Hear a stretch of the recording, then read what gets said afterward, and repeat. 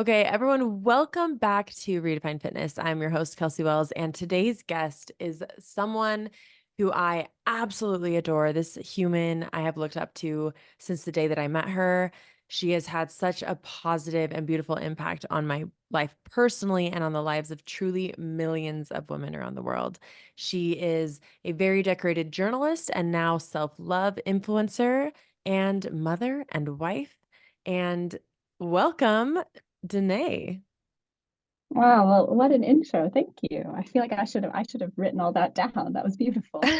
Look, we have it recorded, Thanks. so refer to it Yeah, there you anytime. go. Um, for any of you guys who are not familiar with Danae, it's Danae Mercer if you want to, and your handle is just your name, correct? On Instagram? Yeah, although because it's a weird name, it often confuses people, but it is just my name, Danae Okay. Mercer. Okay, cool.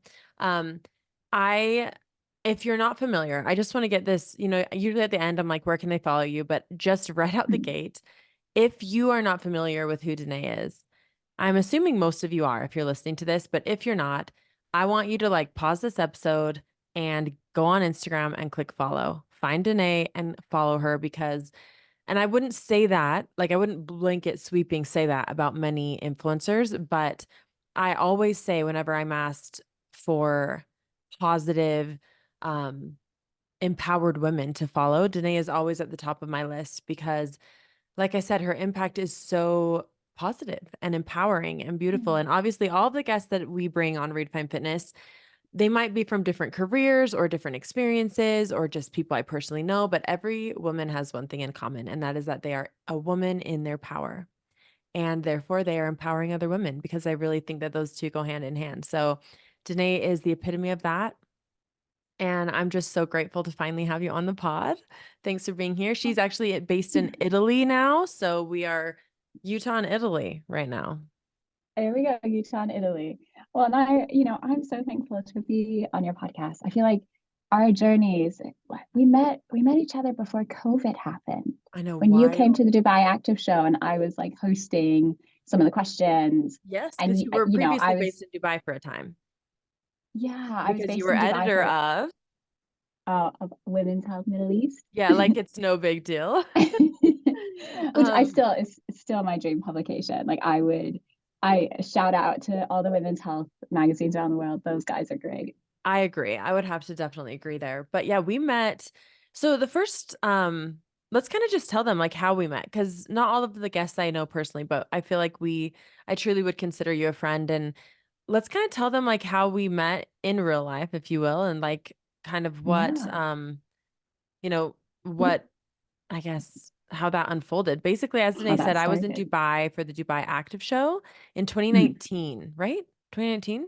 Yeah, because it It was would right have before the it would have pandemic, I think. been, yeah, like the very end of 2019. And I wasn't even an influencer then. Like No. I was just a journalist. Well, But I mean, you were just a very journalist. influential, I would say.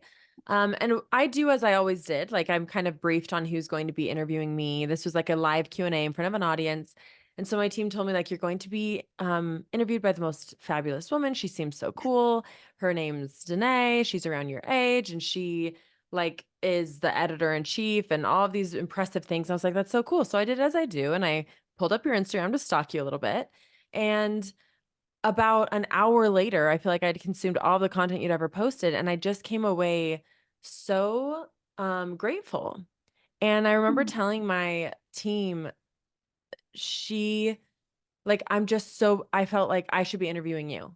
And I feel like I've said that you actually interviewed me again this last Dubai Active Show, truly just as a favor. But I said the same thing. I'm like, I feel like I should be interviewing you, and I put you on the spot and made you commit to this podcast. So here we are. Finally, the tables are turned. But yeah, I just feel like that conversation you came in before the actual interview and we chatted for a bit.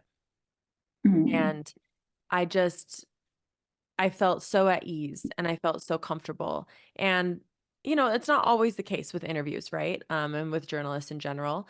And it was just immediately, it felt like it was just one woman to another woman. And it was clear that we had very similar values and messages and priorities with the message that we wanted to put out to women. So, yeah, ever since then, I've been your number one fan, and here we are.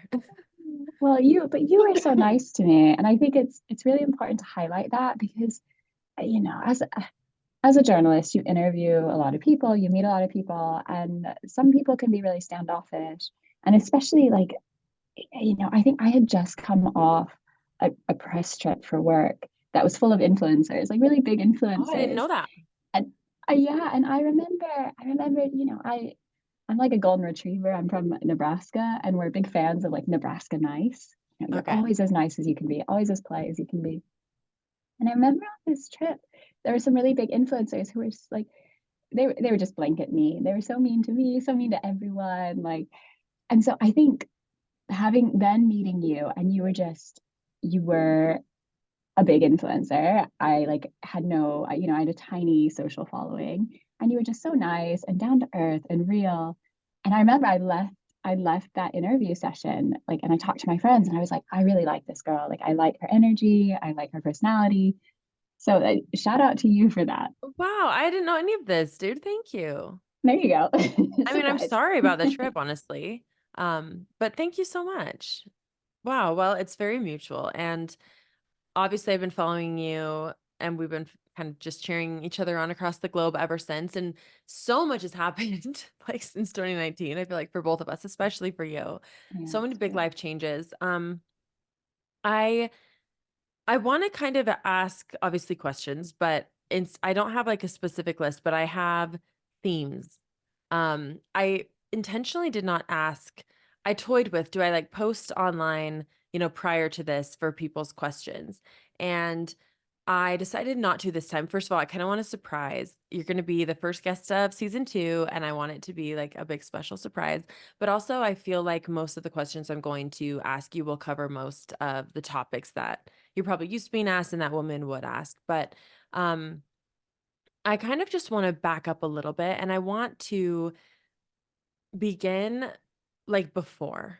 I want you to kind of share, and I know you have shared bits and pieces here and there, but in so much as you're comfortable, I would love for you to share a bit more about your personal relationship with fitness, health, your body, your Mm. mind, eating, dieting from your youth. Because I know you touch on this a lot, but if you are new to your page, you go and you see some of your content. But I feel like it's so important to begin kind of like at your beginning and get context for like why you're speaking to this the way that you are and so Mm. vulnerably and what your personal experience has been. Yeah, of course. And I'm really happy to talk about that. And like a big passion of mine these days, now that I'm a mom, is looking at teenagers and girls and how we can help them. And I think part of my reason for that is a lot of my struggle with my body Mm-hmm. started when I was a teen. And this is true for most women, but now it's starting even earlier. I Yeah. think there's new UK stats that says it's something like 60 to 80% of 6-year-old girls in the UK now say they want to diet because they think they're too fat. Oh, So like this, it's starting earlier, these struggles with the body. And for me, I mean, I think I developed very quickly, and I've always had a bum and hips. And in when I grew up, that wasn't a good thing. That was like a really bad, embarrassing thing. It was the age of all those jokes and films that are like, oh, does this make my butt look big? yeah. Where bodies were used as punchlines. So I always knew it was a bad thing to have the body I had.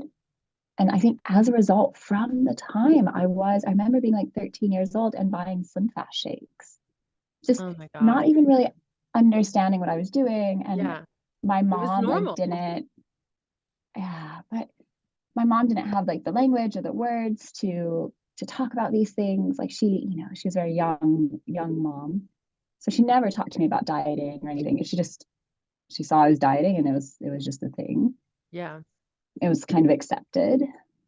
And I think I did all the diets. I did Slim Fast, I did Atkins, I did South Beach. They released these pills that I don't know if you remember, they would like make the fat push through your body. It was disgusting. Like, which now we know, we're like, fat is good for you. Fat doesn't make you fat. Like, what? But at the time, this Yeah. is, Yeah, sure. Literally like the pinnacle of diet culture. oh gosh, it was. But kids these days, they have a whole different battle they're gonna have to fight. But like Hmm. this is what mine looked like. Mm-hmm. And by the time I was in university, my mom passed away. And for me, a very I'm sorry. easy way to kind of control my grief and my emotions and the chaos of my life was by focusing on my body. Mm-hmm. And very quickly that escalated into an eating disorder where, I was restricting, I lost a lot of weight very quickly. And the horrific thing is that I received a lot of praise for it. Mm-hmm. So I remember being incredibly ill and getting so many compliments. How Yeah. did you do this? Like, how do you look that way? Like, Mm-hmm. which is just a disaster in and of itself. But from there, my university stepped in and they really helped me recover. So I saw, on campus, I saw a therapist, I saw a nutritionist, and I saw a nurse several times a week for at least a year. And they helped me recover because I had reached a point where I couldn't recover myself. And then I ended up at Cambridge in the UK, Cambridge University, and while I was there, joined a sports team, modern pentathlon. So Oh, you what? asked about like modern pentathlon. Wow. What is that? It's really quirky. It's swimming, air pistol shooting, Wow. fencing, running, and show jumping on horses. Okay, that is so So cool. That's it's so that's quirky. amazing. Such a quirky sport, right? It's like triathlon, but just take it up a few notches, Yeah. So throwing some cool. ponies. Well, well, and I knew I wanted to try something different. I'd been doing a lot of marathons. I was like, oh well, why not? Why not try this? Yeah. And it was then while I was doing sport, for the first time in my life, I started to see my body not for the way it looked, but for the incredible things it could achieve. Mm-hmm. And I was surrounded by other women and men who had a similar mindset, right? So your body became this powerful tool, this powerful machine, this powerful vessel, as opposed to something that needed to be shrinked and made smaller and fit into a certain pant size. Yeah. And so that you asked how kind of my journey has gone. And I would say that was one of the powerful shifts for me. It was when sport really strongly came into my life. And that just shaped everything that followed. That's beautiful. Thank you. I mean, man, I can relate personally to so many, so much of that. I'm sorry for your mom and for Mm-hmm. your loss. I think obviously the reason I do this is because I do believe that there's so much power in being vulnerable when you are at a safe place to do so, right? And on your own terms Mm-hmm. to bring connection, and that can help bring healing to so many. And I think it's important to like point out so many women's catalyst into disordered eating or body image issues is a sports team. And then for so many, it helps heal. And I'm so happy that that was, the latter for you. But I think it's so, and the other thing that really stuck out to me that you said is that your university stepped in. And that's amazing. Like the fact that they were aware and that they had, something in place to help you. But also, I feel like we got to pause and you need to give yourself a little bit more credit there because people can try to step in, but unless you're receptive and open to a degree and willing to heal Mm-hmm. and help yourself, no one stepping in could help you. And so while they played obviously such a integral role for you, you did that work and you were brave enough to accept the help when it was offered. And so, don't discount that because that is you. You chose to do that path for yourself. And I know that that road is not linear, nor is it easy. And, and like that's your work that you did and your um, faith in yourself and belief in yourself. Right. So, No, thank you. I agree that you can't because I get people who message me sometimes and they say, my daughter, my friend, I yeah. see they're struggling with their body. I see they need help, but they're not listening to me. They won't take my help, and I'm Yeah. trying to give it to them and they won't take it. I do think as a supporting person, as someone watching, you can be there, but you can't ever force that person to change. Yeah. That person needs to make that mental shift Hmm. themselves. So I do think there was that element, but at the same time, like I'm very honest. I think my university probably saved my life.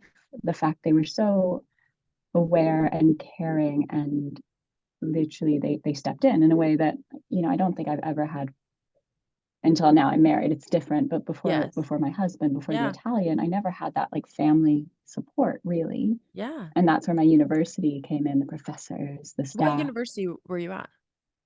Creighton University in Omaha, Nebraska. Oh my God. Yeah. Amazing. Yeah. I recognize Shout the out to name them. from They're the great. March Madness tournament, you know? Very good at basketball. Yeah. So good. Go Blue Jays. I love it. I love that, Danae. Thank you so much. So, you mentioned, you are now a mom. And is baby girl one yet? She is, yeah. She turned one in early January. Oh my gosh, that's right. I knew it was either just past or just coming. Um, so my next question for you is motherhood. Mhm. More of a blanket topic than a direct question because I would love you to share some of your shifts, like personal mindset shifts that have happened through, like your baby's born, but when it's your first child, that's also the birth of your motherhood. And I feel like that is such a overwhelming, beautiful, daunting, I mean, amazing, kind of all the thing for a woman to go through. And, it's been a year now. You're kind of out of that like immediate postpartum journey. Whatever, again, like you feel is most important to share, or whatever message you feel like is most prevalent, that could maybe help other expecting mothers or hopeful mothers or just mothers who are in the trenches. Like when you think about your motherhood, what lessons have you learned about yourself, about women, about life? Like how has this shifted your perspective, if at all? Oh gosh, so many ways. I mean, first off, like being a mother for me has been the best thing in my life. Like it feels like it's made everything make sense for me. It's Oh, made my life make sense in a way that it never fully had before. Like I know why I'm on this earth. And when I oh, like look at that little face, I feel peace. And when I'm yeah. with her, I understand being in the moment. And it is the most beautiful thing. I think it's definitely, so a lot of women, especially women who come to my page and women who struggle with their bodies, with eating disorders, we often are these like type A perfectionist, people pleaser. We want everyone else to be happy at the expense of ourselves. And I was that way for a very long time. I still struggle with that. But I think since becoming a mother, it's made me stand more firmly in my truth, in what I stand for and what I believe, because it's suddenly like I'm not just fighting for myself and I'm willing to like sacrifice that. I'm fighting for her and I will not sacrifice that. Yeah. Wow. And so any new mothers out there, I just want to say like enjoy this new power. It's a shame that so many of us women have to wait until we're protecting another life to find the strength in ourselves, but it's a beautiful thing if it's helped you find it, because I certainly have, and I love it. I'm here for Wow. that. Enjoy this new power. That like literally gave me chills. I've never heard it put like that. I love that so Well, much. I love it too. Oh, And I think it's also made me more, proud of my body, because like I look at her and I see features that echo across. Like she has, I don't know, my eyes, but like other things, and just mannerisms and stuff. And it's like, okay, we are written, like history's yeah. pattern is printing itself in different ways. And isn't that beautiful? Yeah. You And know? the more as she grows older, you'll just see more and more of you. And it's incredible. Yeah, I read this really beautiful quote the other day that was talking about how, inside every single body, right? Inside of our bodies, inside of our veins, like blood contains iron, Mhm. obviously. Um, and the only place that iron is forged naturally, so naturally created, is in the core of dying stars. And so if you think about that, that means like Wait, what? inside all of This us. is blowing I my know, mind. isn't that cool? So Wow. literally in all of us, there we are stars. We are stardust. Inside every single body, there is stardust. In your body, my body, my baby's body. That is a thing to be proud of. Like that is a beautiful and exquisite and you know, Oh timeless my thing. gosh. And I love I that. love that. Yeah, I always say like one of my favorite affirmations is my body is a miracle. And I've always like felt that and known that. And there's obviously there's so many ways you could take that, but that is my new favorite example. I mean, that's so It's cool, beautiful, isn't so it? It is poetic and very cool. powerful. Yeah. Oh, I love that. Um I think it's pretty clear, if you do follow you and have kind of seen you through this journey, you have been and are in general pre-motherhood and certainly throughout your pregnancy and throughout this first year, you have been very open about your personal journey. Mm. That is it's been such a beautiful thing to watch. I remember when I had Anderson, he's going to be 10, which I can't deal with that. That blows my mind, but So it was fast. it was still very much a decade ago. It was very much like you don't speak about the hard parts. It's a beautiful love bubble and nothing else. And how dare you criticize your body, but also you better shrink yourself right back down and look like you never had a baby, let alone had your body change, right? Like it was not at all socially acceptable to be like, here's my stretch marks. Here is what I'm feeling. Like it was a very different. And I think it is thanks to women like you who are just honest and real, the beautiful and the hard, and showing that the hard can be beautiful. And you are making such a powerful statement and forging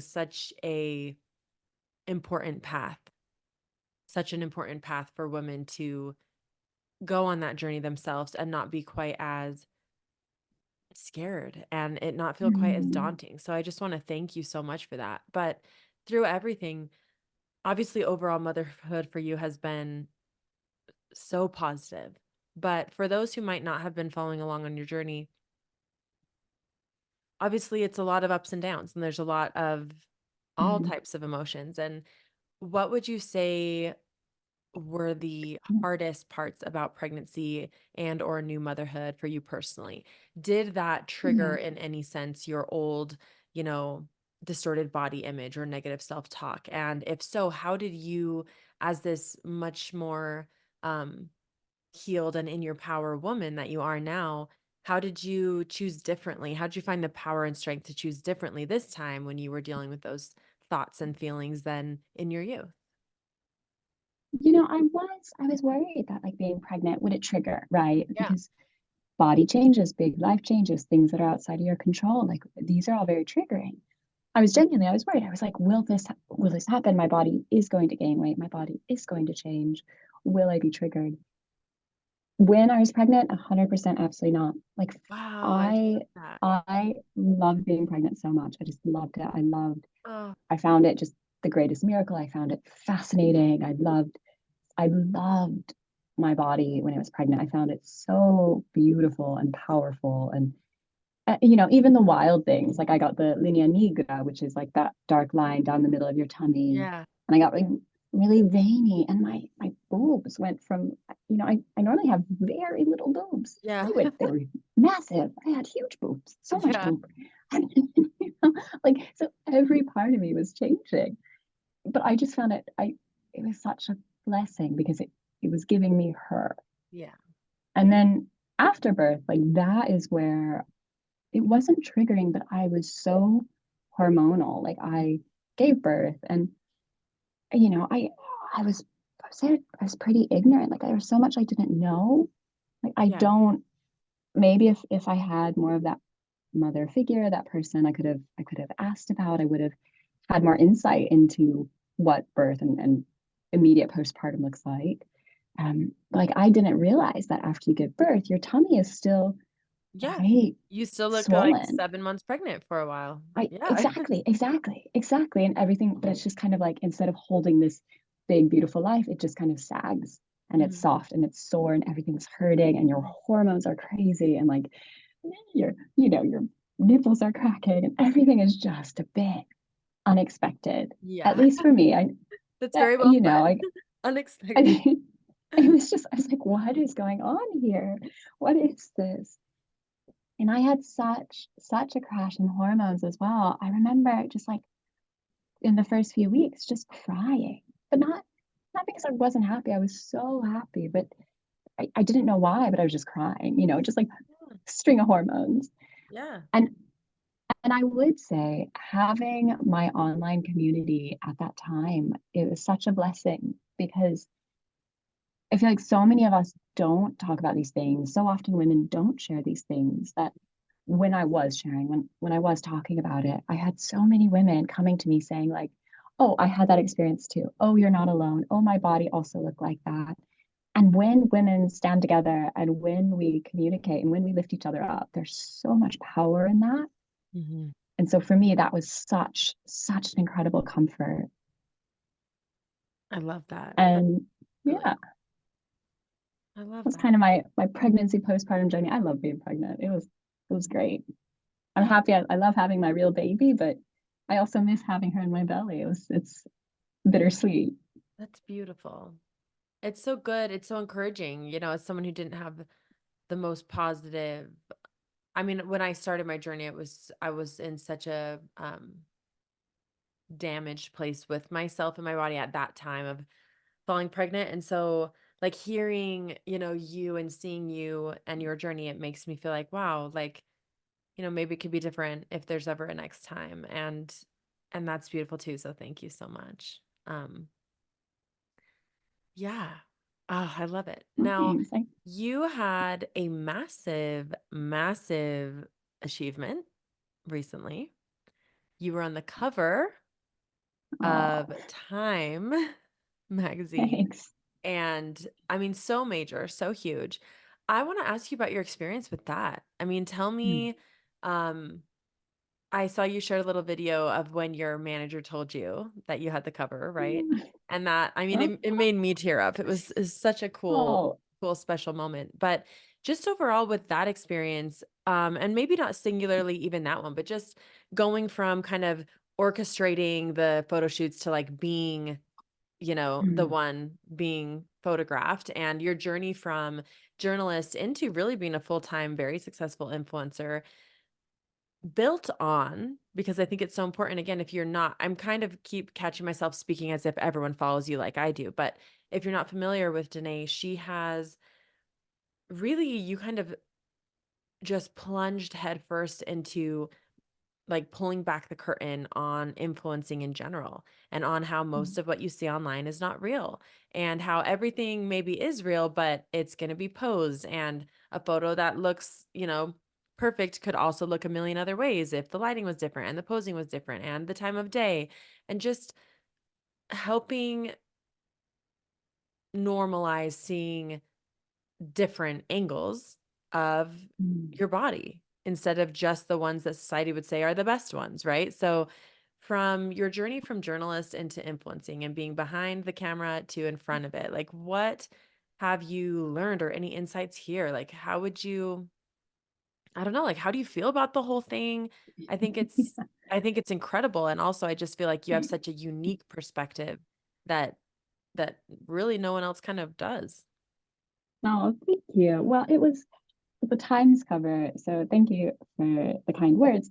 That was so difficult and so terrifying because, I've never, like you said, I'm used to being behind the camera or I film by myself, right? I'm quite introverted. I'm not shy, but I'm kind of shy when it comes to work. I don't like people Sure. seeing me work. I don't, you see some It's influencers that are uncomfortable. really, Yeah, it is. It's oh hard. my God, I'm so shy with that. And so to switch from being by myself or behind the camera to in front of the camera, and that shoot was actually really difficult because I talk a lot about lighting on my page.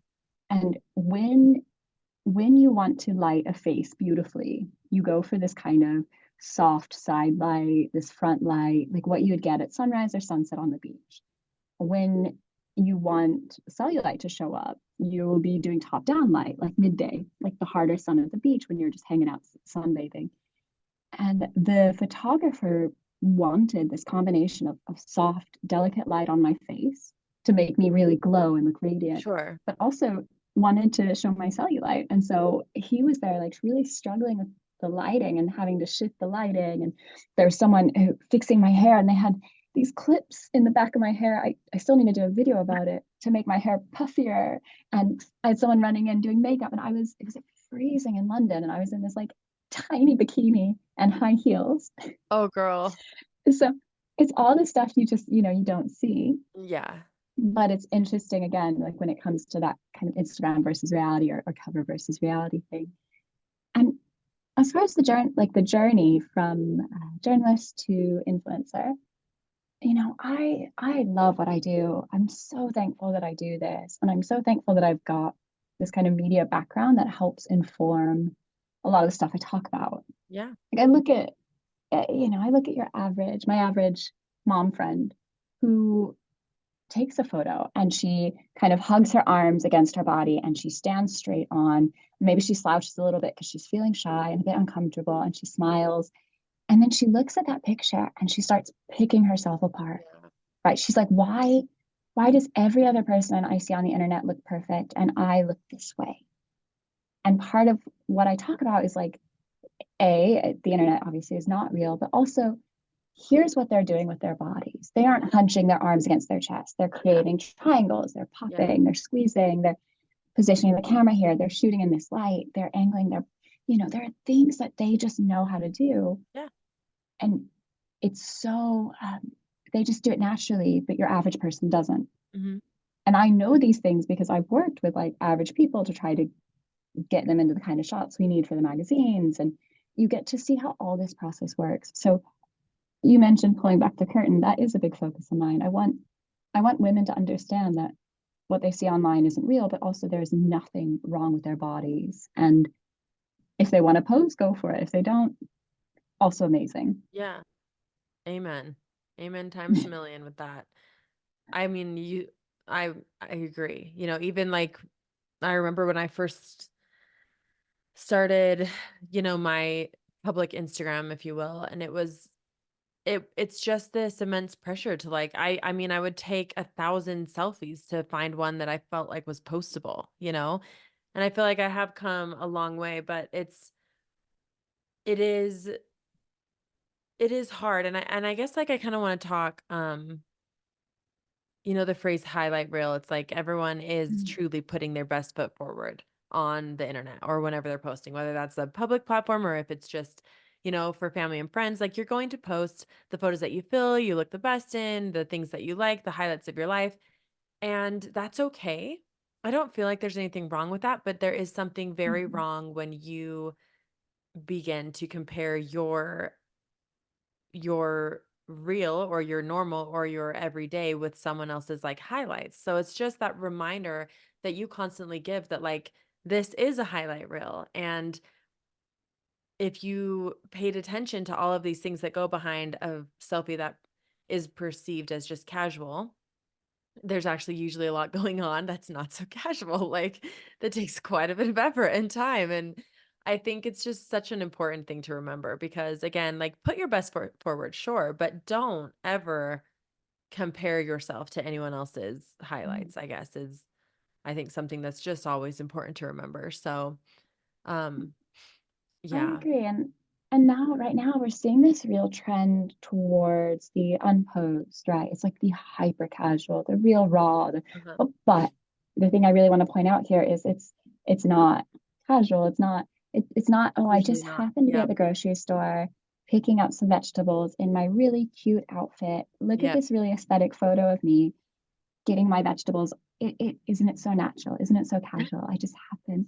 And it's like, no, cowgirl, that is a setup photo and that was It is. planned. Yeah. Like I saw this Isn't it wild? Can we talk about just like fascinating me the trend of gas stations and grocery store photos right now? I mean, you go into a convenience store or a grocer and it's just like the photos in aisles of gas stations and grocery stores is just so interesting to me. I'm like, this is cool. We're doing this now. Okay. Like I think it's we're doing fascinating, this but now. I do think you're right. I personally know people who like they treat it as a shoot. Like they're going there to get those candid photos. They're not candid in any sense, you know? And I don't know, maybe some people's are, but definitely it's like a thing. And I think you're absolutely right. Lots of the photos that look more um natural aren't Aesthetic. maybe as natural as you Yeah. think, I guess. Exactly. And I really want to point that out because I think we went from a stage 2 years ago, a year ago, where everything was super curated, really beautiful, like what you'd see in a glossy magazine. Hmm. And now it's this really casual, really unclosed, really relaxed, but it's still super beautiful. Yes. And it's so, I feel like that is almost in a way even more dangerous because we know that glossy magazine isn't real. But when we see the girl next door at the grocery store and she just looks incredible. And then she's at the gym and she also looks glowing. And it's like, okay, well, I'm at the gym and my hair is a mess and I'm really sweaty. What? And it's like, oh, Yeah. just remember, like 1,000%, everything you see on the internet is curated. And it's becoming increasingly more so actually because of new filters, new technology, new services. So just be really aware of that. Yeah. Speaking of, that was my next kind of topic of discussion, filters. Girl, I'm not gonna lie, when you posted that video, I didn't know actually that you could distort your body in a filter, like in a video. I did not know that was possible until I saw one of your posts like a year or so ago. And I just was shooketh. Like I couldn't even believe that. And then the more recent ones you've shared about, like literally they're so good, like you can't tell. You can't tell. And then let alone the whole actually like looking like another human. It's just very deeply disturbing to me. Um my like I stopped using all filters. It was in the pandemic, so I don't know, a few years ago now because I unintentionally got to a place where I was like, "Oh yeah, they're fun. You don't need them, but they can be fun and whatever." But then I was like, "Wait, what I'm saying is not matching what I'm feel how I'm feeling or what I'm doing." And then I found myself in a place where I really felt like I couldn't post or go on my stories unless I had a filter on. And what's the difference between one that cleans up your skin and that changes your nose shape a little bit? And then it's like it was just such a slippery slope for me. And I just got to this place where I'm like, I don't ever want to look back at my camera roll and only see essentially fake images of myself. Like I want to know how I look now, and I just felt for me personally, it was very dangerous and not healthy, not productive towards like all the work that I've been doing to, be as I am. And so I stopped doing that, which I feel like is one of the best decisions I ever made. Like they're not enabled on my Instagram. So Oh, um wow. it's been a few years of me just like getting them off there, and that was um a really good decision for me personally, I think. But you sharing the progress of the filters these days has absolutely blown my mind. I mean, I Well, it's think blown. Oh, go ahead. no, I was just going to say like it's hard because I'm so grateful that you're bringing awareness to like how real these look these days and essentially like how dangerous this is. What would you say? Like if you could, you know, every woman in the world is listening to you on the topic of filters and where this is all Mm. headed, like what would be your personal advice? What do you want to say about that, you know? Well, I don't want to shame women who use them. I mean, I absolutely use like glowing filters sometimes. I have to be really strict. Like I never use the ones that alter my nose shape or my face shape. Because again, like Yes. you, that Yeah. for me, so unhealthy because Yes. it starts to mess with my mind and I'm like, oh, should I like have a nose job? Should I change this? Should I do that? I, no shame to anyone who does that, No, but of that's course just for not. me Yeah. a slippery slope with filters.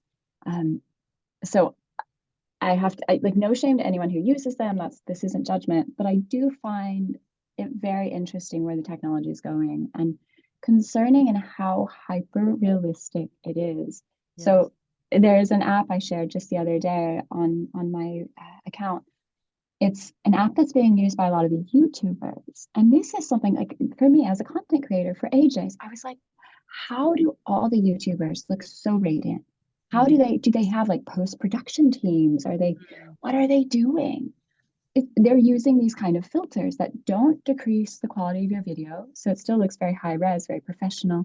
But you can do simple touch-ups, like really simple. Get rid of your eye bags, maybe shrink your nose, but just a tiny bit, or Really? enhance your lips, or yeah, and they don't break, right? So it's really Wow. simple adjustments. Or Yeah. slim your waist and grow your hips, grow your bust. In a Tiny video, in like a adjustment moving in video. video, in a moving video. And Wow. it's really easy to do. It's just like one click. And look at that.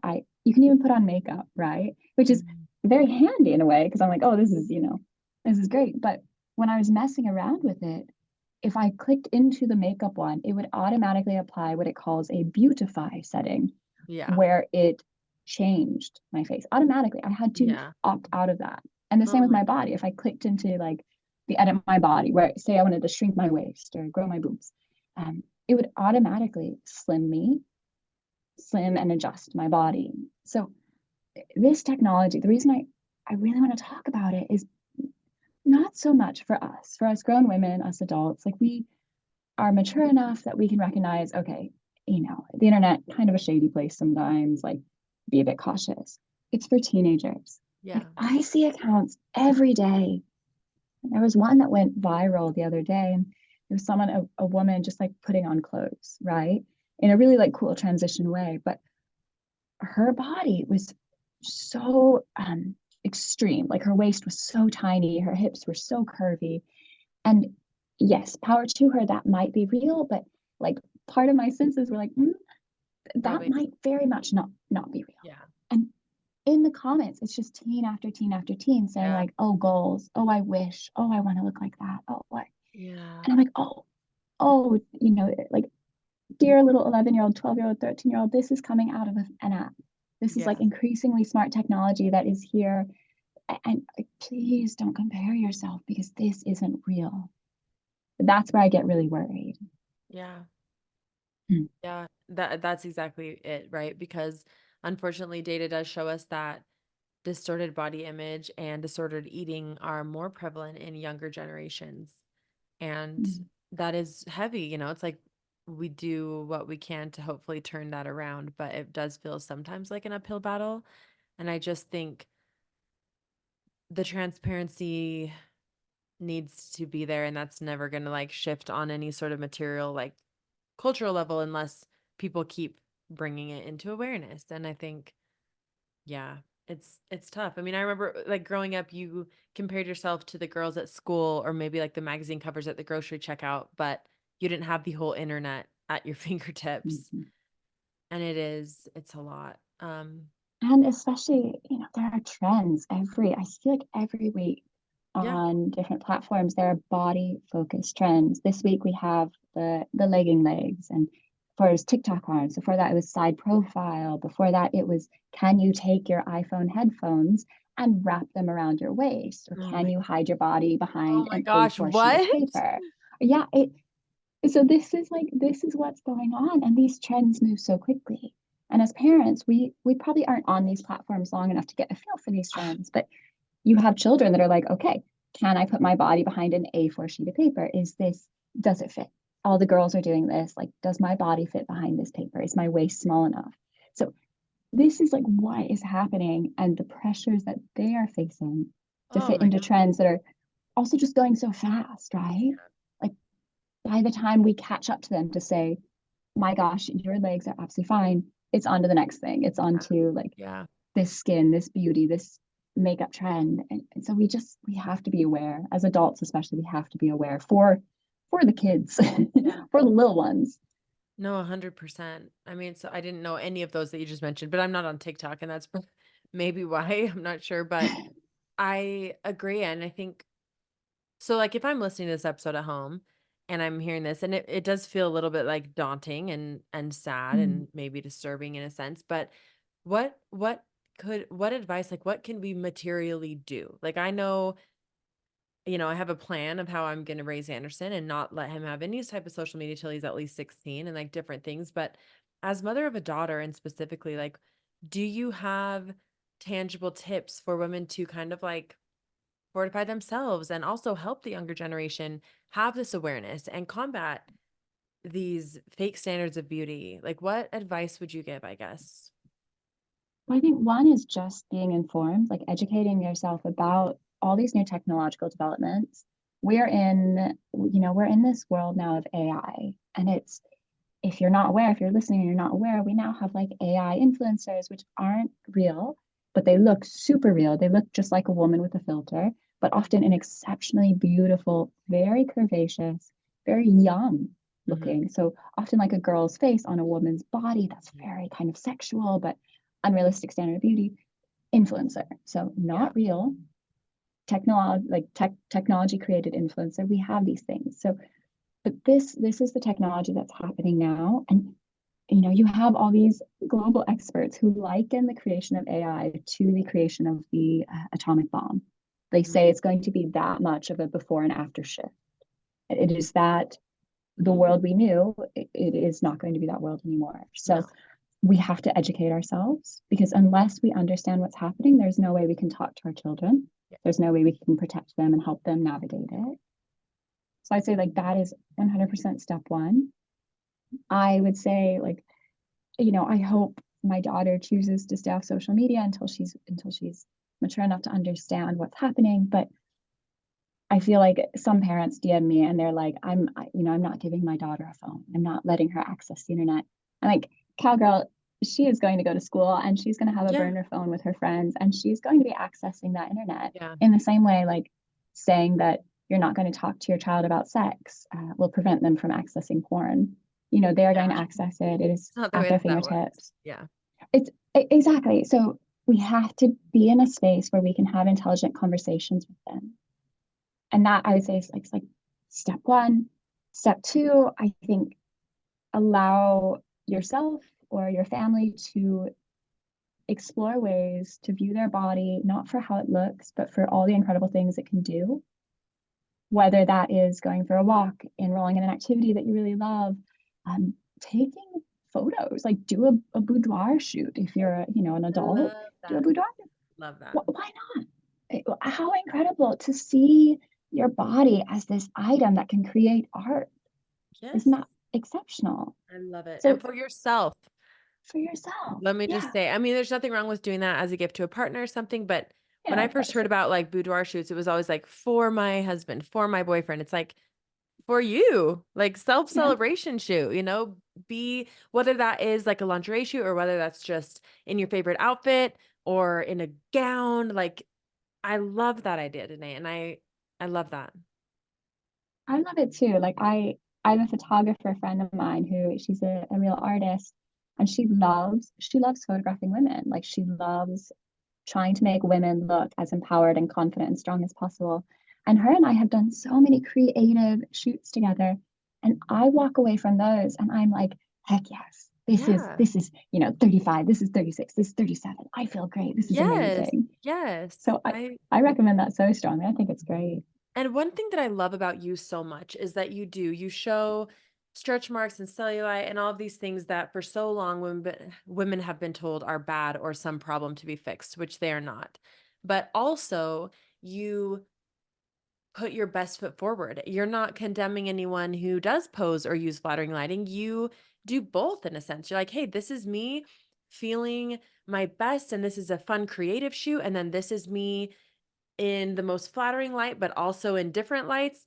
And and I think that it's so important to remember, like, there's nothing wrong with putting on makeup or doing whatever you want, presenting yourself physically and how you dress and whatever, however you want to for you Mhm. and be in that power. And like, there's never shame, right? Like, I feel No, that's something that I've always no. felt personally, and I see in your content so much. Like you raise awareness with these things, always doing so without shaming any other woman who might not want to share or might not want to show themselves as naturally, because it's not about that at all, right? And I don't think it would be healthy No. for every woman to put themselves out there quite as much, right? Like it's such an individual thing, what's healthy and how much is healthy to share, depending on where you are in your journey. But you are all about one of my favorite phrases, which is we are and not or, essentially. Like you can Mm, be in the most flattering lighting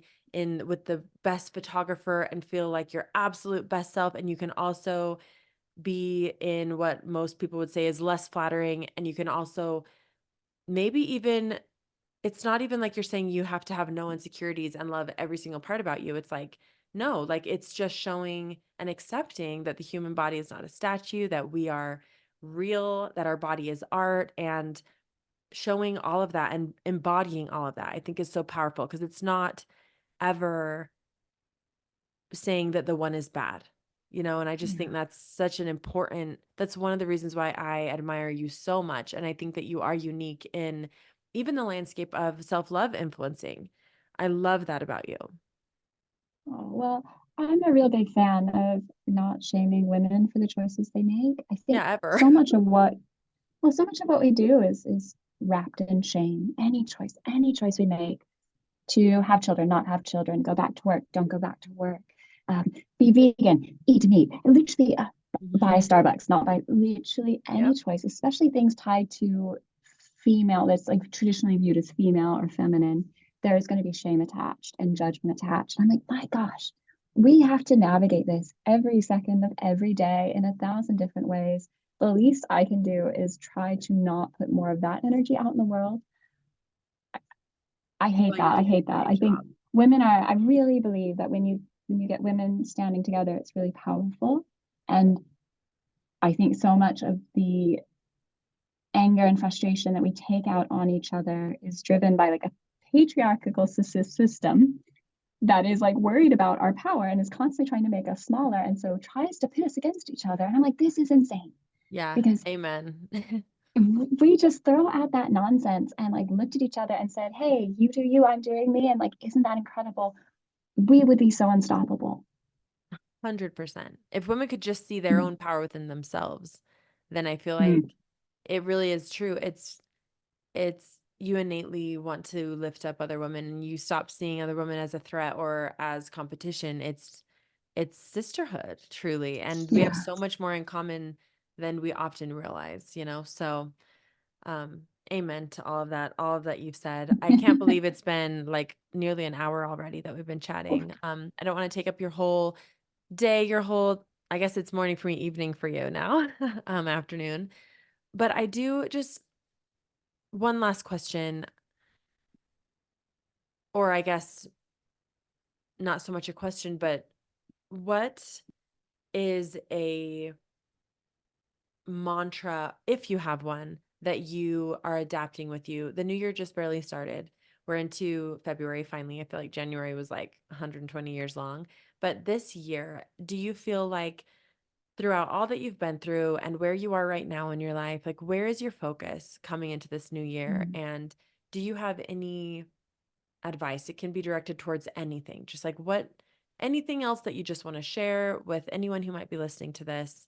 Um, yeah, just any final like thoughts or words Yeah. or Well, I think my mantra, my own personal mantra at the moment is I am capable because I still, struggle with self-doubt, as I'm sure so many women do.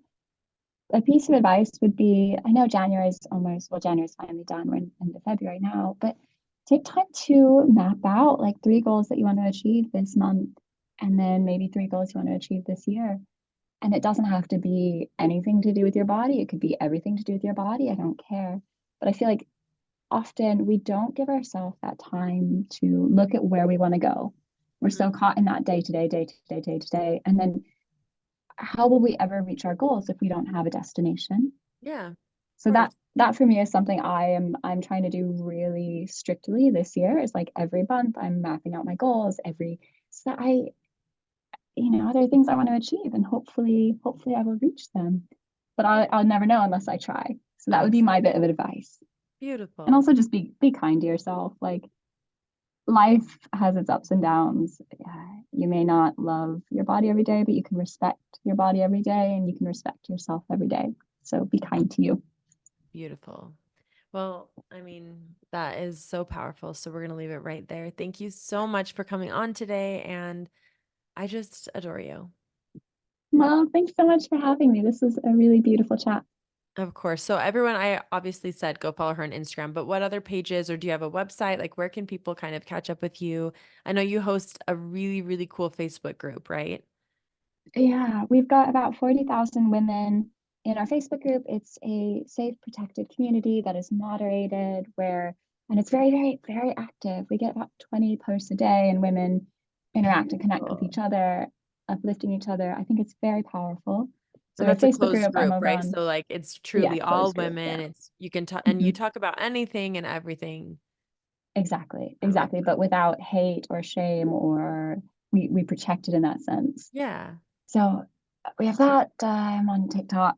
Yeah, those would be the main platforms. Instagram. So the Facebook, is it just your name as well? TikTok, your name as well? It would be Talking Out Loud is the Facebook group, Okay. and then TikTok is just my name. Cool. And I'll put those in the show notes of this. So wherever you're listening, you can go check that out. And thank you so much, babe. Thank you. This was great.